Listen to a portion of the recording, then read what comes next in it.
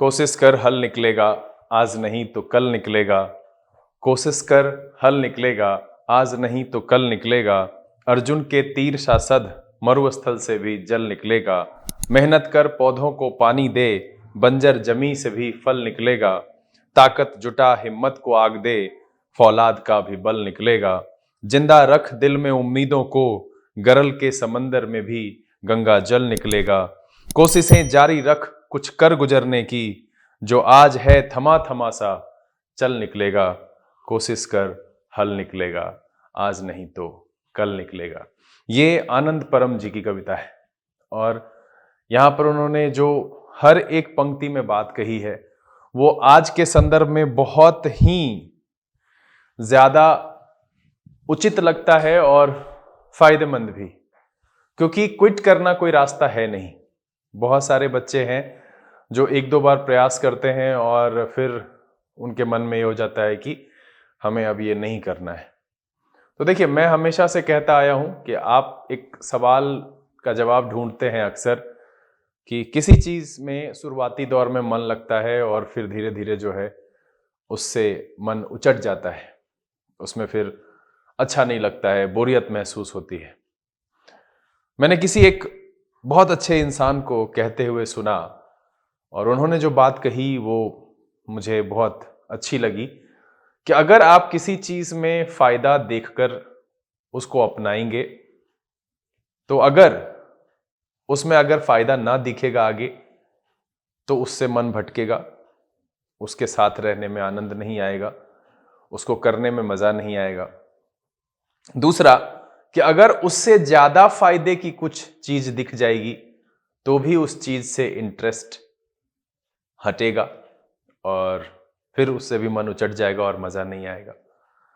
तो ये बातें बिल्कुल कहीं ना कहीं जो है वो हर एक संदर्भ में हमारे आपके सबके साथ लागू होता है। अगर आप फायदा देखे बिना चलते हैं, जैसे कि अब किसी को पेंटिंग पसंद है, मैंने बहुत सारे ऐसे खिसके हुए दिमाग वाले लोगों को देखा है और उनको डांसिंग पसंद है, नहीं फर्क पड़ता है वो कमा रहे हैं नहीं कमा रहे हैं, उससे पैसा आ रहा है नहीं आ रहा है, या फिर कोई अच्छा बिजनेस है उससे, वो उसकी तरफ नहीं जाते हैं। वो बस कहते हैं कि नहीं, मुझे यही करना है, मुझे यही अच्छा लगता है। तो मैं हमेशा से बच्चों को ये कहता हूं कि पर्पस ड्रिवन या बेनिफिट ड्रिवन टारगेट्स नहीं बनाइए, कोई फायदा नहीं होगा। और मैं इधर ही बहुत सारे बच्चों से मिला, लंबे अरसे के बाद मिला, तो मैंने जब पूछा कि क्या कर रहे हो, वो तैयारी एसएससी की कर रहे थे, पता चला कि वो छोड़कर अब बीपीएससी कर रहे हैं। बोला कि लोड बहुत सारा बढ़ गया है, बहुत सारे बैंक की तैयारी करने वाले बच्चे छोड़कर अब एसएससी कर रहे हैं। तो इस तरीके से अगर आप स्विच करेंगे ना तो मुझे नहीं लगता है कि आप सफल हो पाएंगे। सफलता की पहली कसौटी यही है कि आप अपने मंजिल के साथ प्रेम के आगोश में बंध जाइए। अगर उससे आप प्रेम नहीं करते हैं तो फिर नहीं हो पाएगा वो, क्योंकि देखिए आप सभी अनुभवी हैं कहीं ना कहीं, चाहे सिनेमा देख के हो या फिर व्यक्तिगत अनुभव। प्रेम में लोग क्या क्या नहीं करता है, दिन के चिलचिलाती धूप में या फिर बारिश में कोई भी बाधा उसको रोक नहीं पाती है। अगर वो मिलना चाहता है या फिर अपनी भावनाएं प्रेषित करना चाहता है तो मार भी खा लेता है। आपने देखा है कि इज्जत तो यूं हंसते हंसते गंवा देता है, क्या फर्क पड़ता है, हम दोनों साथ हैं, बस ये सबसे जरूरी है। तो अगर कुछ चाहिए तो उसके साथ प्रेम संबंध में होना होगा, और अगर आप लक्ष्य चाहते हैं तो वैसा चुनिए जिससे आपको सच में प्रेम है, जिसके साथ आप बिना शर्त समय बिता सकते हैं, जिसको करने में आपको मजा आता है। अदरवाइज फिर वही होगा कि आज आप क्लर्क में 2 नंबर से रह जाएंगे, कल को बीपीएससी के लिए तैयारी करेंगे, क्योंकि उससे मोह तो है नहीं, उससे प्रेम है नहीं, छूटा तो छूटा। फिर जो वहां की गई मेहनत है वो यूजलेस हो जाएगी। मेरी सारी बातों का बस एक ही अर्थ है कि एक टारगेट बनाइए और फिक्स हो जाइए कि मर जाएंगे लेकिन अचीव करेंगे, और देखिए फिर क्या होता है। जादू बिल्कुल होगा, कोई नहीं रोक सकता है इसको। ये एक अवश्यंभावी घटना है। वो एक फिल्मी लाइन है ना कि अगर आप शिद्दत से किसी चीज को पसंद करते हैं तो पूरी कायनात उसको आप तक लाने के लिए और आपसे मिलाने के लिए साजिश करने लगती है। ओब्वियसली ये होता है। आपको कोइंसिडेंस मिलेंगे रास्ते में, यूं ही सवाल हल होने लगेगा। बट एक ही चीज है, आप कलाम सर की स्टोरी पढ़ लीजिए ना, देखिए कहां राख से उठे थे वो। बहुत सारे उदाहरण ऐसे हैं।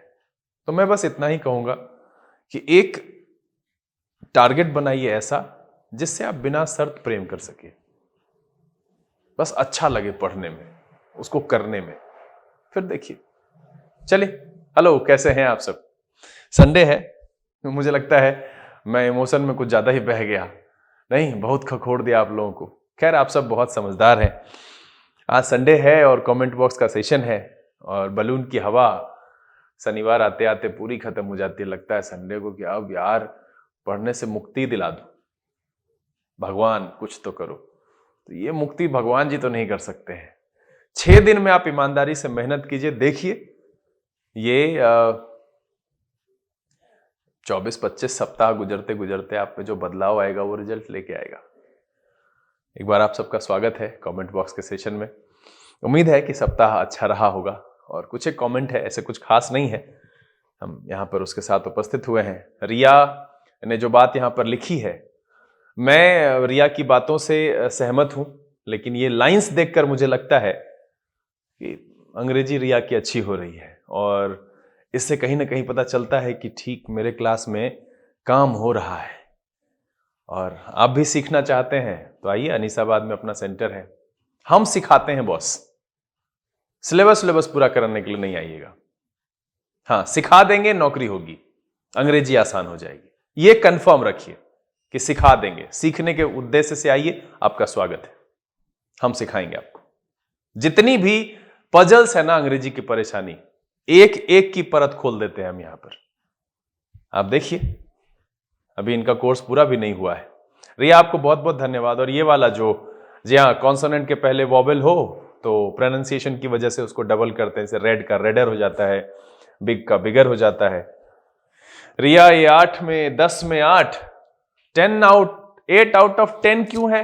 एरर स्पॉटिंग के क्वेश्चन में तो 12 सवाल है, तो बाकी के 4 कहां गए?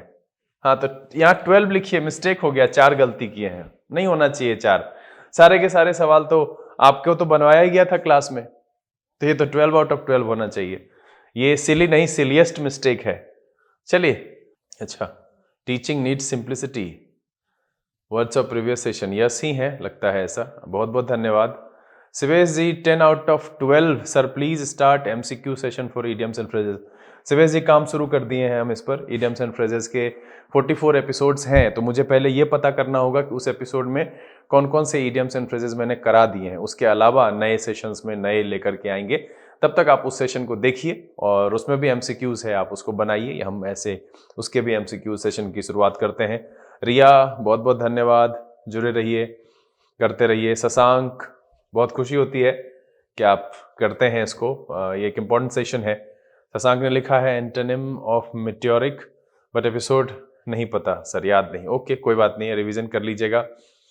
फिर यश ने लिखा है कि सर जब आप आंसर का एक्सप्लेनेशन बताते हैं तो पता चलता है कि हमने कुछ और सोचकर ऑप्शन को एलिमिनेट किया था, बट एलिमिनेशन का एक्चुअल रीजन कुछ और है और इसलिए कभी कभी एक्स्ट्रा डाउट जमा हो जाता है। नहीं, देखिए, इसमें चिंता करने की कोई बात नहीं है, डाउट जमा होना एक अच्छी बात है। संदेह उसी को होता है जो खोजबीन करते हैं, जो अपनी बुद्धि का प्रयोग करते हैं। उनको क्या संदेह होगा जो कुछ सोचते ही नहीं है।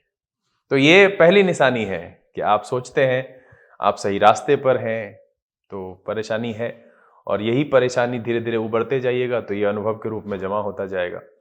एलिश मलिक, इन्होंने लिखा है thank you so much sir for amazing session of important words, is very helpful for us to solve every question of all competitive examinations. बिल्कुल एलिश, बहुत बहुत धन्यवाद, बने रहिए, ऐसे सेशंस आते रहेंगे। ये 23वां एपिसोड है, अगर आपने शुरू से नहीं देखा है तो प्लेलिस्ट रेडी है, जाइए उसको देखिए। वॉइस और नरेशन का भी सेशन पूरा का पूरा सजाया हुआ है। अभी तो एमसीक्यूज चल रहा है और एमसीक्यूज के मुझे लगता है 50 सेशन से ऊपर जाने वाला है। या नहीं तो कम से कम 40 तक तो जाएगा ही। 400 क्वेश्चन तो कराऊंगा और वो जरूरी है। आप करो नहीं करो, मैंने तो पहले ही कहा है कि इट्स माय कमिटमेंट और ये मेरा प्रॉमिस है कि मैं तो करूंगा। आप मत देखो, जरूरत पड़ेगा तो आप देखोगे, तो कम से कम रहना तो चाहिए लाइब्रेरी में। चलिए, उसके बाद ये FTT करके कोई यूजर है जिन्होंने लिखा है अमेजिंग सेशन, ये वर्ड्स वाला है। Your each and every session is helpful for us, we appreciate your work. अरे बहुत बहुत धन्यवाद। अप्रिसिएशन ही आपका है जो मुझे खींच करके यहाँ लाता है, और मैं इन दिनों कोशिश कर रहा हूँ कि सेशन एक भी दिन मिस ना हो और सारे सेशंस कराए जाएं, रेगुलरली हो, कम से कम एक एपिसोड प्रत्येक दिन होना चाहिए। तो थैंक यू। अभी वेब जोन ने लिखा है 136 क्वेश्चन क्वेरी 136, क्वेश्चन 136 वो ट्रिकी। हाँ, उसमें जो लेटर शब्द का प्रयोग हुआ था ना, वो बाद वाले के लिए हुआ था। तो पहले वाले ने बाद वाले से पूछा तो वहां पर सब्जेक्ट की जगह पर लेटर लिख दिया, और कुछ नहीं है, नहीं मिलता है कुछ उल्टा पुल्टा करने के लिए, आपको फंसाने के लिए, तो बस ऐसा करते हैं। Aditya Kumar, it's so easy sir. 12 out of 12 आ गया आदित्य जी? अगर आ गया है तो पक्का इजी है, तब अगले सेशन में आइए और भी MCQs है बनाइए। बहुत अच्छी चीज है कि अगर आपको आसान लगा और सारा सही हो रहा है, दैट्स नाइस। ये कहीं ना कहीं एक पॉजिटिव साइन है। यश बहुत बहुत धन्यवाद। आरुष जी बहुत बहुत धन्यवाद। आरुष जी, मैंने आपको लेटर वाला सेशन में ही, क्लास में ही समझाया था कि वो बाद वाले के लिए यूज हुआ है। शिवेश जी, बिल्कुल ये सेशन कंटिन्यू रहेगा, नरेशन का है ना? हाँ, ये जाएगा कम से कम 35-40 तक तो जाएगा ही जाएगा। शशांक बहुत बहुत धन्यवाद। अभी बहुत बहुत धन्यवाद। क्वेश्चन नंबर 9 के बाद पता चल गया sir, in which condition we use the before का। यस, मैंने शुरुआत में छुपाने की कोशिश की थी कि दूसरा कौन सा कंडीशन है, लेकिन 9 नंबर क्वेश्चन में ही वो पूछ दिया, तो फिर मुझे मजबूरन बताना पड़ा। शशांक बहुत बहुत धन्यवाद। अभी वेब जोन, आपको भी बहुत बहुत धन्यवाद। यस ने यहाँ पर एक सवाल लिखा है कि सर क्वेश्चन नंबर 124 में when my books were return by him. अब देखिए, यस, इस सवाल में एक तो आपने क्वेश्चन क्या है ये मुझे नहीं पता। अब यहाँ पर जो आपने किया है, क्वेश्चन मार्क लिखा है और सब्जेक्ट के बाद वर लिखा है, तो ये लिखने का तरीका गलत है। अगर पॉसिबिलिटी होगी भी तो वर इधर को आएगा, और अगर ये वॉइस का सेशन है तो बिल्कुल ये यहाँ आना चाहिए। ये बिल्कुल जो है इस तरीके से आप नहीं लिख सकते हैं, क्योंकि ये पैटर्न क्वेश्चन का नहीं है। सब्जेक्ट से पहले हेल्पिंग वर्ब होगा, WH वर्ड के बाद जो होता है हेल्पिंग वर्ब होता है, उसके बाद सब्जेक्ट लिखते हैं। फिर उन्होंने लिखा है sir, don't subject the animals to cruelty. हाँ, जानवरों को निर्दयता का शिकार नहीं करना चाहिए, मतलब उसको उस निर्दयता उसके साथ नहीं बरतनी चाहिए। यहाँ सेंस ये है, आप इस हिंदी को जैसे ले लीजिए कि भाई जानवरों के साथ निर्दयता नहीं होनी चाहिए। Don't subject the animals to cruelty मतलब है कि उनको निर्दयता का शिकार, विक्टिम मत बनाइए, मतलब उनके साथ निर्दयता मत कीजिए, ये इसका सेंस है। ठीक है। राहुल पाठक जी ने लिखा है सर आप इंग्लिश को एकदम आसान कर देते हैं। बहुत बहुत धन्यवाद। राकेश ने भी यही लिखा है। तो आप दोनों पढ़ते रहिए, जहां पर भी कोई दिक्कत हो कमेंट बॉक्स में आप कमेंट कीजिए, हम कोशिश करेंगे कि आसान से आसान शब्दों में हम इसका जवाब दे सकें। आरुष सिंह ने लिखा है कि ऑथेंटिक के पहले ही क्यों लगाया गया है एज। यहां पर देखिए कि ऑथेंटिक एडजेक्टिव के तौर पर इस्तेमाल हुआ है, तो एज का प्रयोग हम जैसे एक मनी और माइंड वाला सवाल मैंने क्लास में डिस्कशन किया था, वहां मैंने ये बताया था कि एज मच मनी एज। तो अब देखिए कि कभी कभी एडजेक्टिव के बाद नाउन लिखते हैं, फिर हम उसके बाद एज लिखते हैं। कि नॉर्मली हमने कहा है कि as good as tall as, ऐसा लिखते हैं। कभी कभी उस एडजेक्टिव के बाद नाउन भी आता है, तब एज आता है। यही केस वहां पर ऑथेंटिक के साथ है, तो आप कंफ्यूज हुए वहां पर, तो आगे जाकर के एज लगा हुआ है, इसलिए ऑथेंटिक के पहले एज लगा हुआ है सेंस के हिसाब से। शशांक बहुत बहुत धन्यवाद। कोशिश करें, और मैं शशांक आपसे कहूंगा कि ये 12 आउट ऑफ 12 होना चाहिए, ये गड़बड़ी नहीं होनी चाहिए। वाइल्ड एडवेंचर्स ने लिखा है कि 21 डे 21 में ये वर्ड है, मैंने पूछा होगा सेशन के दौरान। बहुत बहुत धन्यवाद शशांक। क्षमा, मैं ये सवाल आपसे इसलिए पूछा कि मैं जानना चाहता था, और यहां पर आप खुद आश्वस्त हैं कि वही आंसर है, और वही आंसर है भी। मैंने उसको अगले सेशन में, सेशन 11 में बता दिया है, तो मिलाने की खैर आपको जरूरत नहीं है। और यहाँ पर 11 आउट ऑफ 12 ये नहीं होना चाहिए, 40 सेकेंड नहीं लगना चाहिए, और 11 आउट ऑफ 12 नहीं होना चाहिए। 12 आउट ऑफ 12 कीजिए और कोशिश कीजिए कि 30 सेकेंड के अंदर आ जाए। अगर कहीं पर कंसेप्चुअल गड़बड़ी हो रही है तो आप उसको देखिए। शिवम बहुत बहुत धन्यवाद। न्यू लुक कहाँ है सर? हम तो ऐसे ही आ जाते हैं, जो पहनते हैं डेली, जो दुनिया जहान में है, वही न्यू लुक कहाँ है? सफलतम ने लिखा है बिल्कुल सही बोल रहे हैं, बस आप सबके लिए ही बोलते हैं, और ऊपर वाले से ये दुआ करते हैं कि आप सब ठीक रहें और मन से पढ़ें। बाकी अच्छे ही होंगे, संडे है, एंजॉय कीजिए। कल से फिर तो काम पर वापस लौटना है और पढ़ाई करनी है। Thank you, God bless you.